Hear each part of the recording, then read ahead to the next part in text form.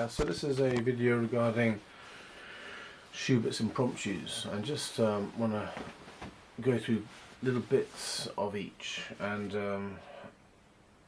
why they're so good. So we've got, first starting, this is the Opus 90 impromptus. Starting with this first one, what makes it so good? Why would he put such a strange, such a different one in there? Well, somehow he knew that people would, I think, not want to play sort of virtuosic pieces one after the other. I think that was part of his thinking. So he's stuck a march in there at the very first one. It's quite difficult, but it does have many great pieces which are a real joy to play. To call the other three impromptus great pieces which are a joy to play is obvious, but as I say, they're a bit too virtuosic, and what you want, I think, is to have a piece which is completely different in character, which is slow, and which nevertheless has incredibly beautiful and comfortable, enjoyable passages to play, which are not virtuosic, and that's just what the first one does have. So it begins with its march theme. It begins in a great way, this big G octaves, which is great in itself. But after that, it's you got this sort of march theme, which is at first there's such a contrast with the other three that it can seem, if you try to practice to learn it last, it can seem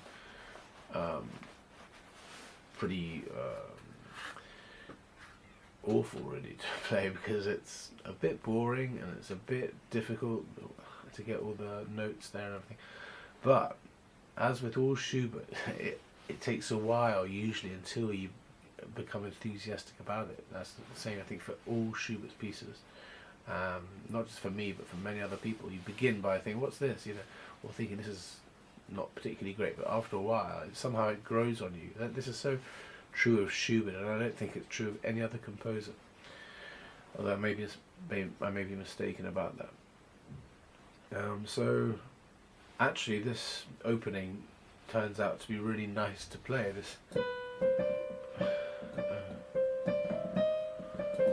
These sort of sparse individual notes are actually a real joy to play, because they're so different from the three pieces which are going to come, which are so, if not virtuosic, I mean number 3 is not virtuosic, which are at least crowded with notes, and it's fairly fast, or at least andante in number 3, or it's presto, not presto, no, it's it is allegro in the number 2, and number 4 is fairly fast, a bit slower than the allegro there. It's still quite fast. Whereas this number 1, it's allegretto, but number 1 is completely different, so slow, but actually that grows on you. It's really nice, it's meditative, and calm to play. It's really nice to play after a while. When you got the notes under your fingers.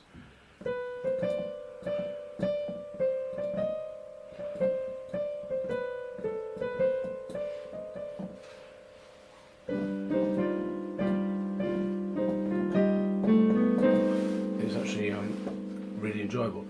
And it's not as enjoyable as the arpeggio section, which comes a page later. That's a true joy to play this bit.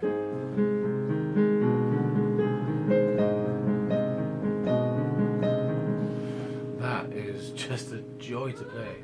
Yeah, darling, coming in a second. Do you need me now?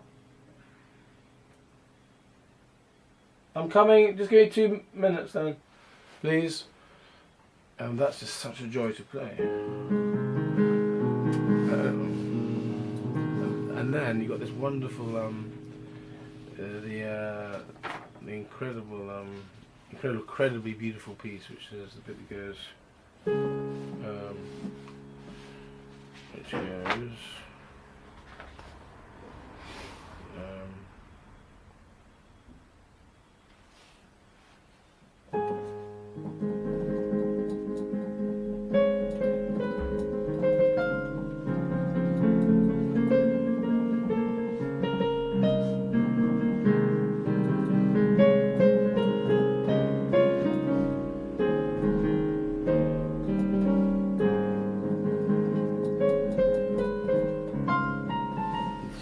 Beautiful, especially because it does contrast with the rather boring and the unbeautiful march theme. I mean, this part is beautiful, but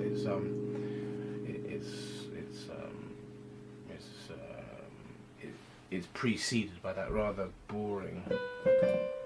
It's not boring. It's just not beautiful. Whatever it is. It's then you got that beautiful piece I just played, and that happens twice. And you got really tempestuous parts as well, you know. Or whatever, you know. You got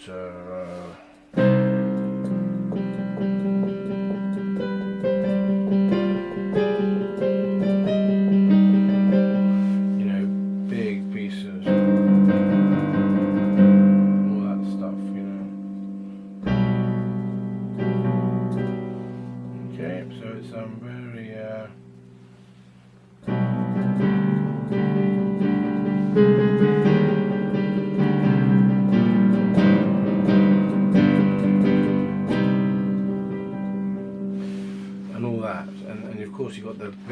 You got the two climaxes, which are so incredibly climactic, for want of a better word, and they are really, it's dark, but it is monumental, and so you've got such a contrast in that first one, more than in any of the others. There's more of a contrast between the different bits. March theme, beautiful arpeggios, beautiful section, and then the monumental part of it. So that's number one. My question is, how did Schubert know that it would work? How did he know not to do another one like the other three? How did he pull it off that it could be both a march, which is not the most beautiful thing, and not the most monumental thing usually? He's managed to make it he's managed to include in it a really beautiful part and a really monumental part, and as I said, I think it's necessary to have that contrast with the other three. Okay, and not just for the player but for the listener as well, I think, because you're not going to sort of enjoy the other three as much unless the first one is totally different in a way, I think. Otherwise it's just going to be a bit too much like Chopin or something. It's just going to be virtuosic kind of it would be a little bit superficial, I think, without that first one. But the first one brings out, I think, the depth of the other ones, which it wouldn't if it was just another virtuosic piece. That's my point. So I think that's why Schubert put it there, and how he managed to make it include both the monumental and the utterly beautiful as well is unknown to it's a work of genius, that number one. I don't like it that much, but it's growing on me like all Schubert. Now number two, you got this incredible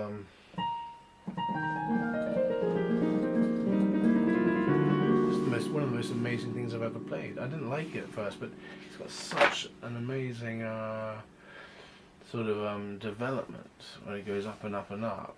This bit here, it goes whatever. When it goes.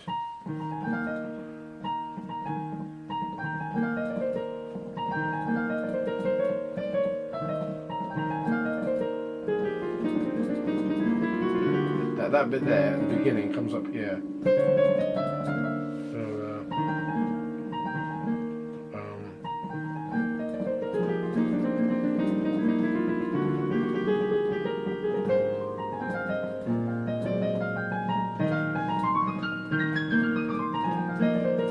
yeah.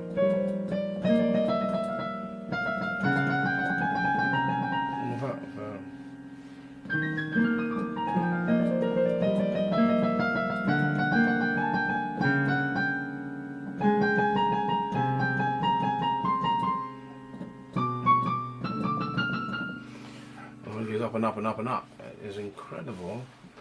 And it's just amazing work. And then this central section is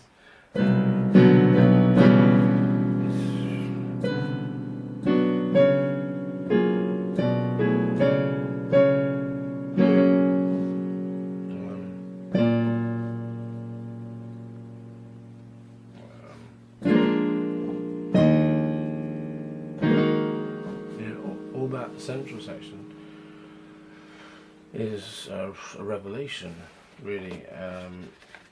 Then it goes back to the it's such an amazing contrast. It's so direct, and it's interesting actually. This E flat major becomes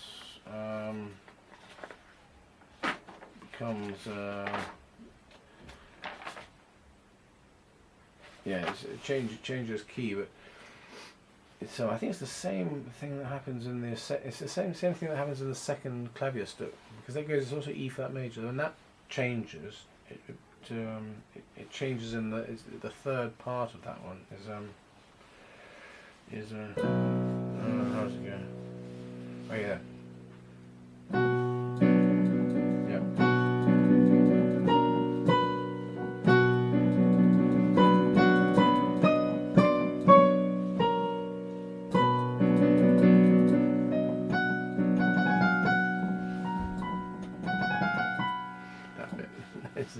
I think it's the same key change from E flat major to whatever that key is.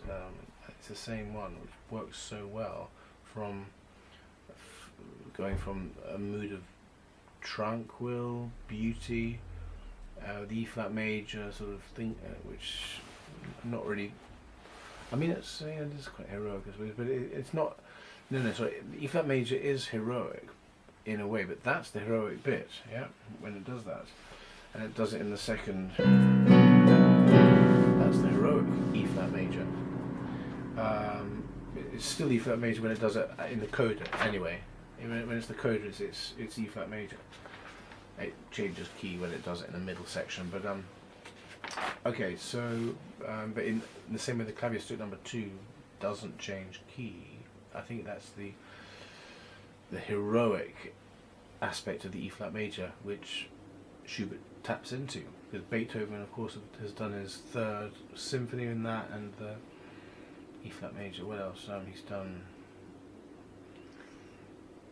various heroic things. I don't know what else he's done actually in E flat major. The Emperor Concerto, I think, is E flat major, and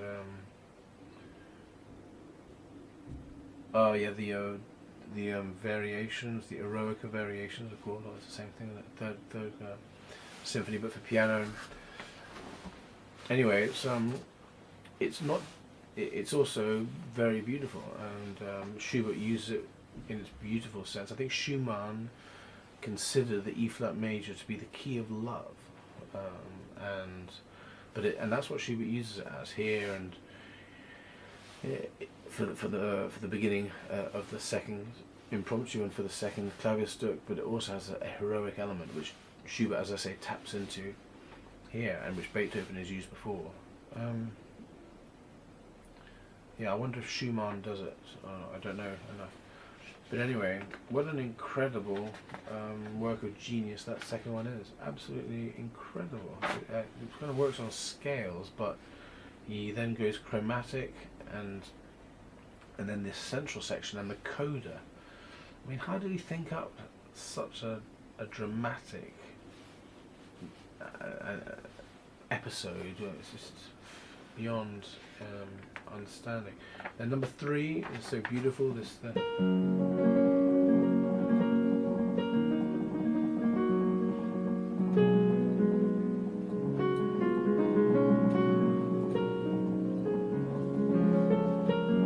So it's slow. it's slowish, not as slow as the first one, but it's quite slow. Well, it's andante, but it's relatively slow compared to number 2 and number 4. So that's obviously why Schubert put it at number 3. Number 1 was slow, number 3 is relatively slow, and it's sandwiched between two virtuosic, really, or at least fast pieces, number 2 and number 4. But it also contains a lot of trills, a la Schubert, of his last sonata. I think there's lots of similarities between this one and his last sonata, because of that trill mainly, but his B-flat major sonata. And it's got quite a stormy central section, dark. It goes right down. So it's yeah, there's a link to that d899 sonata, of course. What else about that one? I mean, it's just very beautiful, and of course it speaks of the river, which a lot of Schubert's music does. And then you've got the Allegretto, which another thing worth saying, I think, is that the first one is C minor, but it ends in, I think, C major, and then the next piece, which is the second impromptu, is also majors, but it's E flat majors. I think that the C minor one ends in C major, right? So now we've got the number 2 impromptu is a major as well, but it's a flat, so it's got that warmth, which the first one it ends in the major. I think it's C major, it ends, and it doesn't quite have that warmth, even though it does end in a major. But the next one is an E flat major, so it's got the warmth. And then that ends, of course, in the minor. And worth pointing out that the way that number 2 ends is very reminiscent, is it not, of the way the 4th impromptu, the last impromptu of Opus 142 ends. It also ends in the minor. It is in the minor, actually. But anyway, it ends in a very tumultuous fashion, the same way that number 2 ends. And I think that he was thinking of number 2 when he wrote that last great impromptu of the other Opus 142. Let's just see. It's I think it's an F minor or something. But, yeah. So I think that's in F minor. So it ends. It's still in F minor, but it ends in a great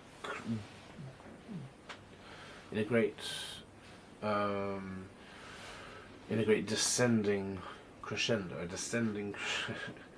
crescendo, which ends like a dead, like a death knell or something, which is not very nice, but it's reminiscent of the number 2 impromptu. The way that ends shifts to the minor in the number 2. Okay, so that's an astonishing ending of number 2. That ending in the minor will then be contrasted, again a contrast with the number 3, which is the G flat major. So it's major, and it begins in that major. Okay. Then the number 4 is called a flat major, but actually it begins in the A flat minor. Yeah, so it's it opens with A flat minor. A flat major, yeah, which is actually very effective the way he does it. But that means you're going to get a contrast again. So each one with the previous one, which is the G flat major, which ends G flat major as well. This one opens in the minor, and then it becomes the major. And I mean, it's an incredible piece. It's got an incredible play with light and shade. So it begins with the minor, and then it soon enough turns to the major with this one here. This bit. So this is how it's been going on.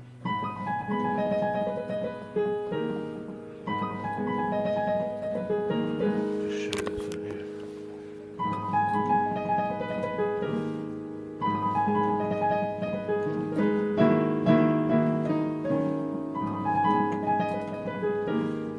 allegretto, so it's not too fast actually. I'm going to play it like number 2.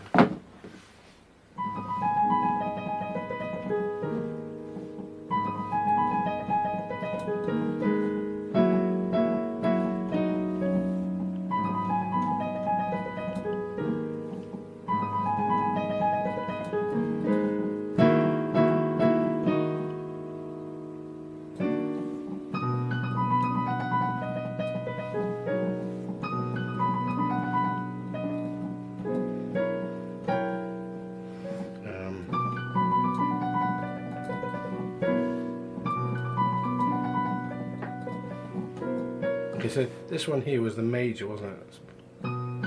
Yeah, so it begins in the minor.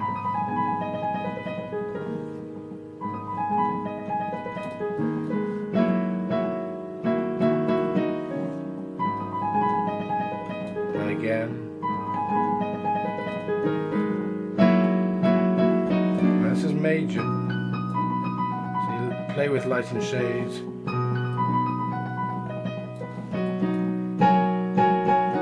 Back to minor.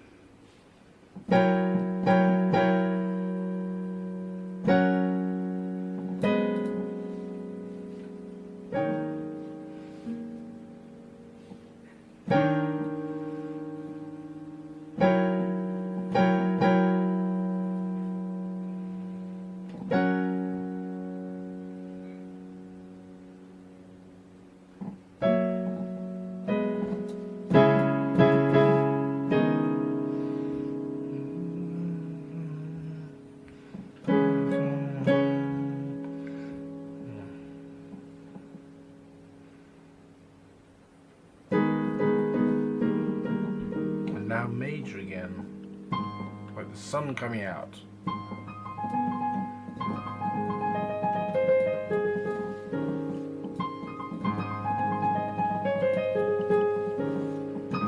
More sun.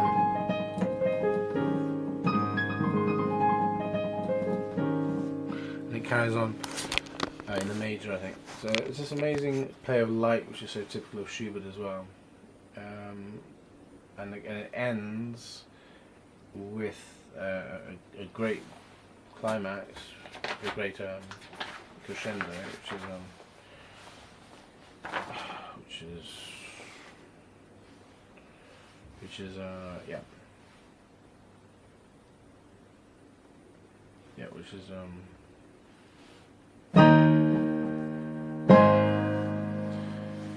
what a way for ending these 4 incredible pieces.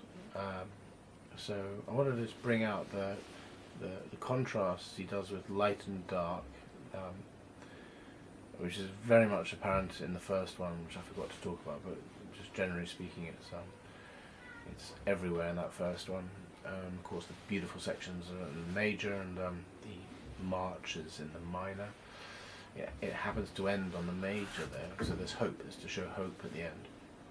The next one starts in the E flat major. So there's that already. He's not going to start with a major that's not flat. He makes a contrast even there between 1 and 2, then between 2 and 3. 2, which has an incredible contrast between the middle section and also the coda and the main scales in E flat major. There's that contrast again, and then that ends in the minor. Okay, and then from that from that second one, it ends in the minor. The next one is in the number 3 is G flat major. So again, that contrast of light. You've got the contrast between the middle section, the coda, and the beautiful section in number 2. I just said that, sorry, repeating myself. But amazing contrast, almost as much, maybe as much as in number 1. Probably more startling, much more startling, I think. And then number 3 has not so much contrast, but it does contrast with the ending of number 2, and of course it's got these trills. You think it's just beautiful and tranquil, but there's some darkness there, which is darker really than any of them because of those trills. But then it ends happily in a G flat major. It's warm as well. Hence the flat. And then you've got number 4, which, as I say, begins in the minor, and you've got a great contrast between these rippling arpeggios and the middle section.